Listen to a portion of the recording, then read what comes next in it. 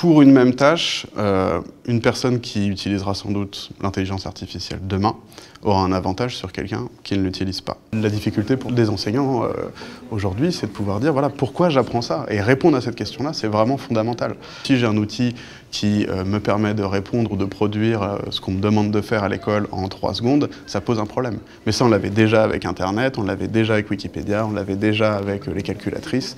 Donc c'est un schéma, on va dire, récurrent. Faut que tu décrives ça comme si tu avais une personne qui était dans une autre pièce et qui ne voyait pas ce que tu voyais. Faut que tu décrives la scène telle que tu la vois.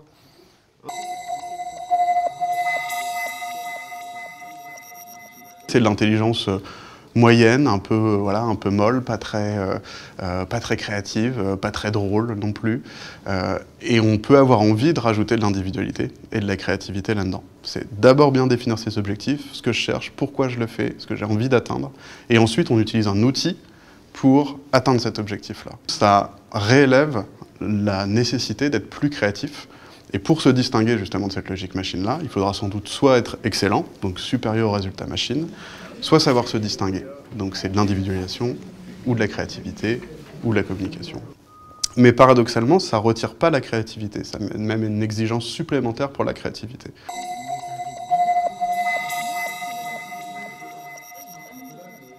Ils sont soumis constamment à ces outils-là, et il faut qu'ils puissent avoir les armes nécessaires pour les utiliser de manière intelligente.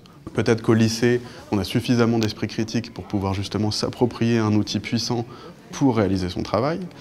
Au collège, on va être dans cette passerelle-là et peut-être qu'on va pouvoir commencer à aborder ces sujets-là, à tester des outils, à voir comment ils fonctionnent. C'est sans doute important de le faire à ce moment-là. Il faut protéger toute une partie aussi de l'apprentissage et des élèves parce qu'ils sont dans la construction de cette base de connaissances et de savoir qui leur permet d'exprimer leur esprit critique.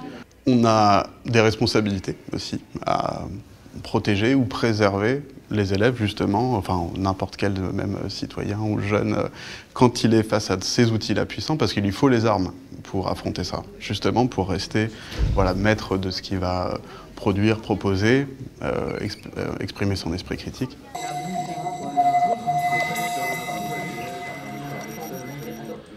On la retrouve déjà partout et de manière invisible.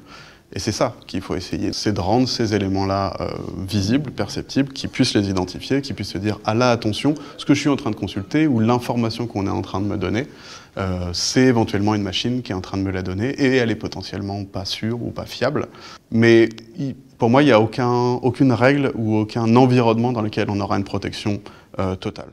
Et ça, normalement, ce sera des trucs protégés. C'est pour ça qu'on voit qu'il y a des données derrière, privées ou protégées, qui sont utilisées. Là, tout à l'heure, ils ont créé une paire de baskets Nike qui n'existe pas, qui est super stylée.